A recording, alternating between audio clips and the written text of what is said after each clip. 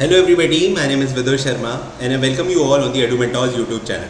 So in today's video, let's discuss some of the prominent current affairs. So the first is, recently in a big statement, अभी आपने देखा है जब 15th अगस्त का independence हमने celebration करा, तब news I that 13.5 crore lifted out of poverty from now a new middle class says Modi on the independence day speech. तो अभी रिसेंटली इंडिपेंडेंस डे स्पीच में मोदी जी ने बताया दैट 13.5 करोड़ पीपल जो हैं वो हमने गरीबी से हम बाहर लेके आ गए हैं, पॉवर्टी से बाहर आ गए हैं. और ये इसलिए हो पाया बिकॉज गवर्नमेंट स्कीम्स हैं, जैसे पीएम मुद्रा स्कीम है, ठीक है, जो कि स्टार्टअप्स को देती है. पीएम स्वनिधि स्कीम है जो कि आपका जो ये वेंडर्स होते हैं उन्हें आपका 10,000 तक का फाइनेंशियल सपोर्ट प्रोवाइड होता है. आयुष्मान भारत स्कीम है जो कि दुनिया की सबसे बड़ी आपका हेल्थ इंश्योरेंस सेक्टर स्कीम है. पीएम आवास स्कीम है जो कि आपका जो बिलो पॉवर्टी लाइन लोग रहते हैं उन्हें एटलीस्ट शेल्टर प्रोवाइड कराया जाए, घर मिल जाए उन्हें. तो ये सारी कुछ स्कीम्स हैं जिनकी वजह से हमने ये देखा गया that more than 13.5 crore people has been lifted out of poverty and now they are the new middle class. ठीक है, तो नए मिडिल क्लास में ज्वाइन हुए. अब यहाँ पे बेटा बात करते हैं थोड़ी सी मल्टी डायमेंशन पॉवर्टी इंडेक्स की. As it is see that by the report of the NITI Aayog 13.5 crore Indians were lifted out of poverty, जो पीएम मोदी जी ने स्पीच में भी बताया. तो सबसे पहले बात करते हैं that what is multi dimension poverty index. See, हमारे इंडिया में और वर्ल्ड में एक कंसेप्ट फॉलो होता है that is called as HDI, human development index. लेकिन ये जो HDI है it follows 3 basic parameters. One is health, right, second is education and third is per capita income, right. लेकिन जो मल्टी डायमेंशन पॉवर्टी इंडेक्स है ये इन्हीं major 3 parameters से 10 इंडिकेटर्स निकालता है. जैसे हेल्थ है तो हेल्थ में भी आपका maternal mortality rate, child infant mortality rate, ये सब, राइट. तो हमारे नीति आयोग ने सबसे पहले मल्टी डायमेंशन पॉवर्टी इंडेक्स आपका रिलीज करा 2021 में. In 2021 the multi dimension poverty index has been release, right. और ये जो मल्टी डायमेंशन पॉवर्टी इंडेक्स है ये बेस्ड है on the survey of the national family health survey 04. तो जो नेशनल फैमिली हेल्थ सर्वे 04 है उसके बिहाफ पर आपका ये मल्टी डायमेंशन पॉवर्टी इंडेक्स आया है. ठीक है, the multi dimension poverty index measure the poverty that capture deprivation in education and access to the basic infrastructure in addition to the income and consumption, right.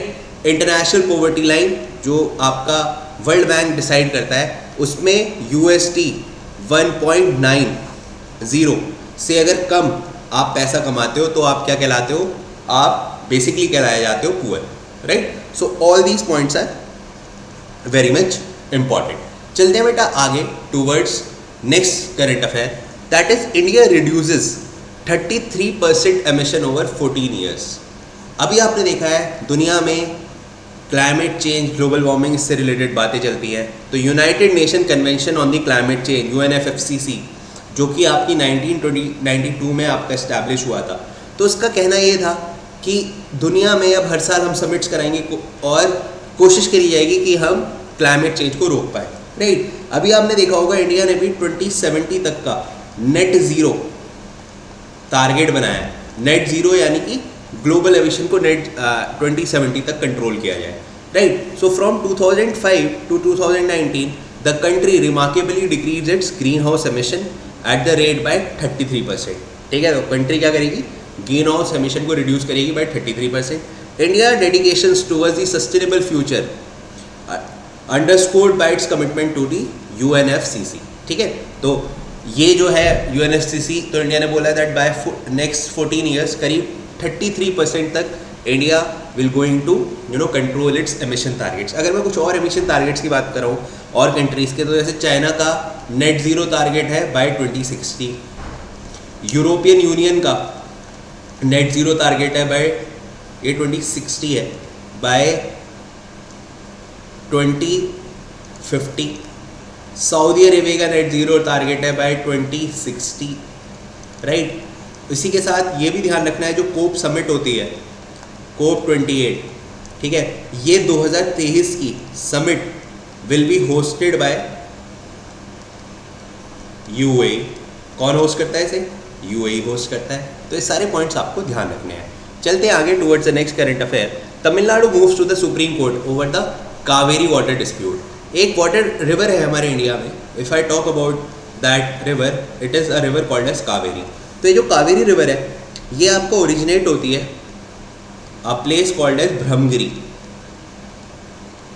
This Brahmagiri place is in Karnataka. तो ये आपको originate होती है कर्नाटक में, और ये कर्नाटक से originate होकर आपकी बे ऑफ बंगाल में ड्रेन होती है।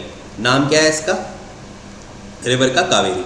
ठीक है, तो ये कहाँ पे ड्रेन होती है? It drains in Bay of Bengal. ठीक है, तो कावेरी वाटर डिस्प्यूट आपका हमें देखने को मिला। किस किस स्टेट्स के बीच में ये डिस्प्यूट है? तो ये क्योंकि ये ओरिजिनेट कर्नाटका से होती है, Karnataka, Tamil Nadu, right, then Kerala and एक यूनियन टेरिटरी इंडिया में पुडुचेरी। ये चार आपको याद रखना है, केरला, तमिलनाडु, कर्नाटका एंड पुडुचेरी। ये चार states, 3 states and 1 union territory, जिसके साथ कावेरी अपना बॉर्डर शेयर करती है। तो Tamil Nadu government sets approach to the Supreme Court over the Kaveri water dispute with Karnataka. Tamil Nadu has said that Karnataka has not release water share its entitled to. तो तमिलनाडु का इसमें ये कहना है कि जितना पानी कर्नाटका को रिलीज़ करना चाहिए था उतना उसने रिलीज़ नहीं करा है, इसीलिए आपका तमिलनाडु पहुंच गया है कहाँ? सुप्रीम कोर्ट में, related to the Kaveri water dispute. तो जैसे मैंने आपको डिस्कस करा था, यहाँ पर आप इमेज में देख भी सकते हो, राइट। तो कर्नाटका में आपको देखने को मिलेगा आपका यहाँ पे ब्रह्मगिरी हिल से आपका कावेरी चलती है from south Karnataka. Krishna Raj Sagar dam भी आपको देखने को मिलेगा कावेरी रिवर पर। मैतूर डैम भी आपको देखने को मिलेगा कावेरी रिवर पर। और यहाँ पर in the Tamil Nadu coast, Thanjavur के बाद ये अपना एक डेल्टा बना लेती है, right. So this is a very important. आपको यहाँ पे एक रिवर भी दिख रहा होगा, Kamini. Kamini river is a tributary of Kaveri river, right. So I hope you got this fair idea. Now let's move forward, that is PM Vishwakarma scheme. आपको पता होगा 2023 का जब बजट आया था तब भी आपकी पीएम विश्वकर्मा स्कीम आई थी, और अभी रिसेंटली जो इंडिपेंडेंस डे स्पीच थी पीएम मोदी जी की, उसमें भी विश्वकर्मा स्कीम पर बात करी गई थी। This scheme aim to providing financial support and skill enhancement to the tradition artisan and the craftsmen. ठीक है, तो इसका एम क्या है? To provide financial supports and skill enhancement to tradition artisan and craftsmen. ठीक है, तो फाइनेंशियल सपोर्ट्स वगैरह प्रोवाइड करा जाएगा। द विश्वकर्मा योजना is a visionary initiative by the Indian government designed to extend financial assistance to the individual engaging in the traditional craft and skill। ठीक है, तो ट्रेडिशनल क्राफ्ट एंड स्किल के लिए आपका फाइनेंशियल असिस्टेंस प्रोवाइड करा जाएगा, right.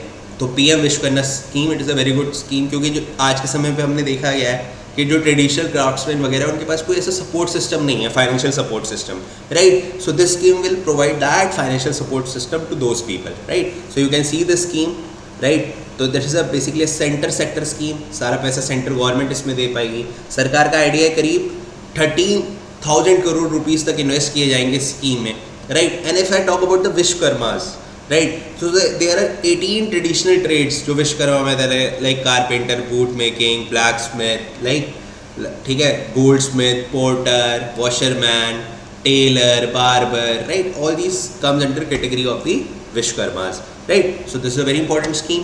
You can, note down that. So now let's move forward. Recently, PM, our President Draupadi Murmu, to launch the project 17A Friate, तो विद्यागिरी। ठीक है, तो अभी एक डिफेंस प्रोजेक्ट है जिसका नाम है विद्यागिरी। तो द्रौपदी मुर्मू ने आपका विद्यागिरी लॉन्च कराया, अब प्रोजेक्ट 78 Friate। ठीक है, कहाँ पे लॉन्च किया है? Garden research ship building and the energy limited, Kolkata. ठीक है, तो किसके अंडर आएगा ये जो फ्रीगेट है विद्यागिरी? तो it is basically a navy freight. ठीक है, तो इंडियन नेवी के अंडर में है। The freight is named by the mountain range इन कर्नाटका। ठीक है, तो ये जो विद्यागिरी है ये माउंटेन रेंज है कर्नाटका, जिसके नाम पर ये आपका प्रोजेक्ट बनाया गया है। And the freight is name of the mountain range in Karnataka and the 6th ship under the project 17A Frigate program. तो प्रोजेक्ट 17A Frigate program के अंडर ये आपकी आती है, right. So this point you have to remember. हालांकि एक project India में चल रहा है, प्रोजेक्ट 75, तो ये बहुत इंपॉर्टेंट है. ये प्रोजेक्ट 75 में भी हम 6 स्कॉर्पियन क्लास न्यूक्लियर सबमरीन आपका स्टैब्लिश करेंगे. तो 6 स्कॉर्पियन क्लास न्यूक्लियर